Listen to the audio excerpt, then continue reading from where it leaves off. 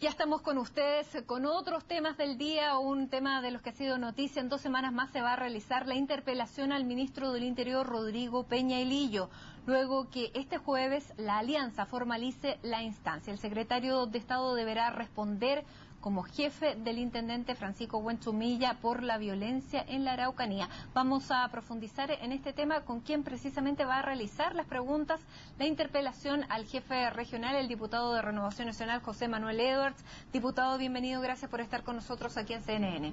Muchas gracias por la invitación.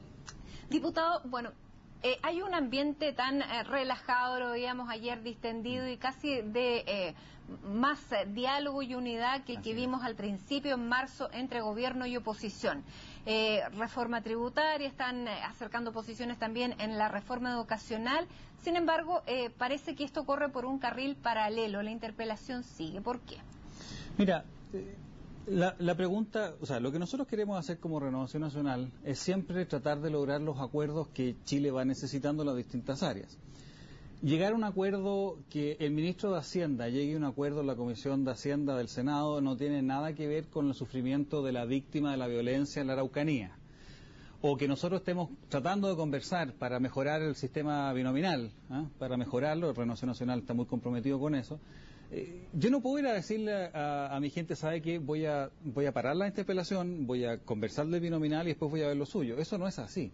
Por lo tanto, son cosas que son completamente separadas. Pero también quiero dejar algo que es muy claro. La interpelación no es una pelea a muerte. No es un ring de box. Lo que nosotros queremos es simplemente hacerle preguntas ciudadanas al ministro y queremos comprometerlo. Y fíjate que yo creo que ya hemos sido muy exitosos. ¿Sabes por qué? Cuando nosotros comenzamos la interpelación, cuando amenazamos con la interpelación, creo que 3 días después el ministro fue a la zona. Y no solamente eso, no se había juntado nunca con las víctimas de la violencia y nosotros le dijimos vamos a interpelarlo, entre otras cosas, porque no es posible que no se haya juntado con las víctimas y prácticamente el intendente no se haya juntado se haya juntado una vez, pero prácticamente no había ninguna atención a lo que está viviendo esa pobre gente.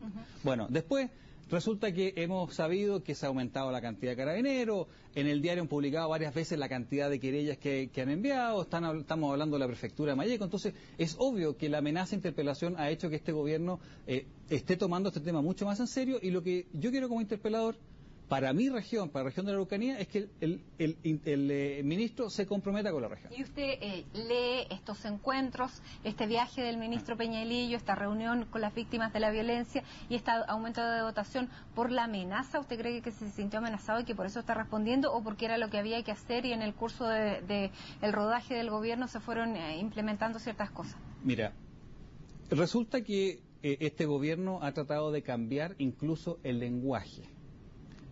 ¿A qué me refiero?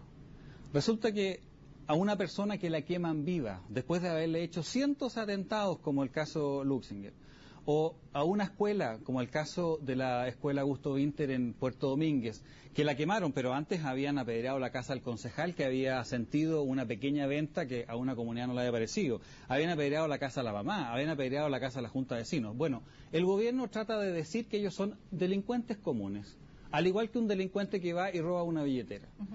Entonces, como ellos tratan esto como si fuera una delincuencia común, para ellos quizás no tiene ni siquiera sentido reunirse con las víctimas, porque yo no me voy a ir a juntar con las víctimas que a una persona que le roba la billetera. Diputado, ¿y qué es lo que ha hecho mal a su juicio el ministro Peña y Lillo? Porque ustedes lo que querían hacer era interpelar al intendente Huenchumilla, sin embargo no se puede porque solamente se pueden interpelar a los ministros.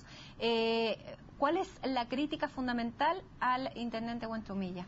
A ver, son varias críticas. Bueno, primero, la interpelación al ministro Peña y Lillo va a ser enfocada básicamente, centralmente en lo que es la Araucanía, pero también van a ser materias propias de un ministro del Interior. Por lo tanto, temas de seguridad ciudadana están absolutamente dentro del marco de lo que nosotros vamos a poder preguntarle. ¿Qué es lo que pasa con el intendente Huenchumilla a nivel macro? ¿Qué es lo que hace que esto finalmente cuaje dentro de nuestra coalición para interpelarlo? Resulta que el intendente Huenchumilla empieza a hacer su gestión y vemos que permanentemente todos sus esfuerzos, toda su gestión, todas sus declaraciones las hace como si fuera virtualmente una persona muy en contacto directo con los violentistas.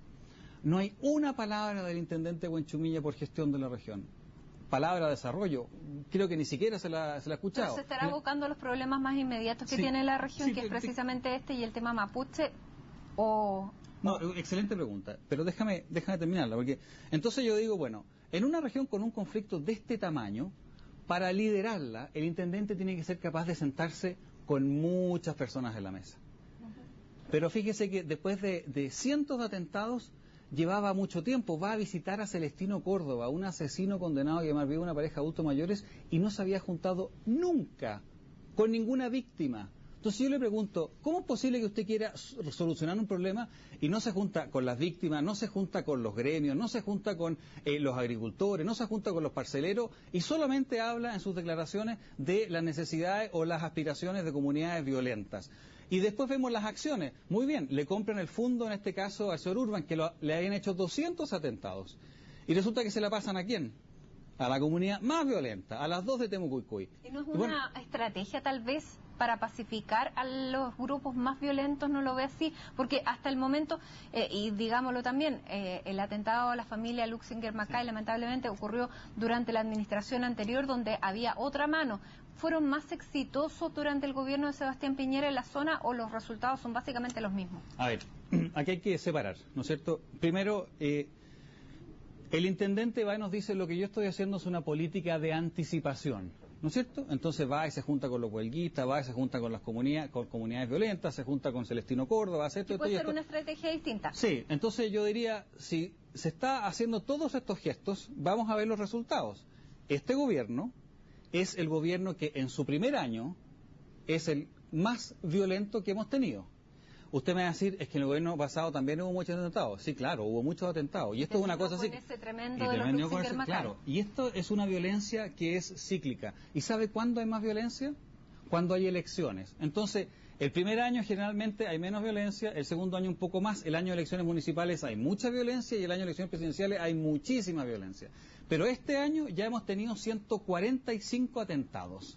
145, que es mucho más que cualquier primer año de gobierno que sea comparable. Entonces yo le digo, bueno, intendente, usted ha hecho una política de anticipación, no se ha juntado con las víctimas, no ha hecho esto, no se ha preocupado del desarrollo, ¿y cuál es su resultado? Entonces yo le digo, ¿sabe qué?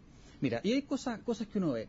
Cuando se le compran las tierras, en este caso a Urban, y se le entregan a las comunidades violentas, el intendente hace una declaración y dice algo así como del estilo, bueno, espero que ahora se queden tranquilas. Entonces, ¿sabe lo que le responde el señor de la comunidad de Temucuicui? Oiga, no son 260 hectáreas que queremos, son 800. Entonces, ¿sabe lo que yo digo? Mire, yo soy diputado del distrito más mapuche que hay en Chile. El 60% de mi gente son mapuches. Yo represento a casi 900 comunidades. Yo pregunto, de todas las comunidades que están en la lista para que le entreguen tierras de las mías, las pacíficas, ¿a cuántas le han dado? ¿Por qué tengo que aguantar, o por qué tenemos que aguantar como sociedad que sea la comunidad violenta a la que se le entregue la tierra? Entonces yo quiero decir, bueno, vamos a respetar a las comunidades pacíficas, y eso también tiene algo que decir el ministro Peña y Lillo. Y en ese sentido, diputado, usted habla de las víctimas, y usted representa a esta zona donde usted reconoce que más del 60% de su electorado es mapuche. ¿Quiénes son las víctimas? Bueno, lo que pasa es que acá hay que separar. Uno está el conflicto. Mire, cuando el Estado de Chile manda el ejército, resulta que a los mapuches los dejan en reducciones y ni siquiera le hacen caminos al pueblo. Entonces, el trato que se les dio, mire, yo tengo relatos de familias mapuches que las quemaron vivas. Por lo tanto, esto es un conflicto político que existe. Ahora, yo le hago una pregunta. ¿La violencia del pasado justifica la violencia del presente? Y la respuesta es no. El conflicto está acá, los terroristas y violentistas están acá. A estos los quiero presos y a esto quiero que se les considere. Por lo tanto, tenemos que aislar a estos violentistas para poder tratar el tema de fondo, que es el tema del pueblo mapuche. Y le voy a decir más. En esto yo creo que estoy bastante más decidido que mucha gente de mi sector. El intendente Huenchumilla pidió perdón. Yo creo que el pueblo mapuche debe pedirle perdón al Estado completo. Eso incluye la Corte Suprema, el Parlamento y la Presidencia de la República, porque el trato que se le dio fue muy malo. Pero eso no justifica en nada la violencia de hoy día. O sea, el Estado debería pedirle perdón al... Sí, porque no fue solamente el Ejecutivo o a través de enviar el ejército, fue la falta de justicia que vivieron y también las leyes injustas que se le entregaron. Estamos en el tiempo, lamentablemente se nos comió todo el partido anterior de la final que ganó Argentina, pero bueno, usted mañana tiene los votos. Así es. ¿Tiene ya el tercio de los votos que se necesita para esta interpelación? Necesito 40 y creo que tengo 48. ¿Y va a tener los votos también de amplitud? Sí, tengo los votos de amplitud. Muy bien. Vamos gracias. a seguir conversando entonces porque la interpelación es el próximo 20... Probablemente el 24. Probablemente. Muy bien, diputado, muchísimas gracias por estar a esta hora en CNN Chile. Ya llegamos así al final de Noticias Express. Muchísimas gracias por acompañarnos. Sigan en la sintonía de CNN Chile. Nos despedimos, nos reencontramos a las 9 de la noche.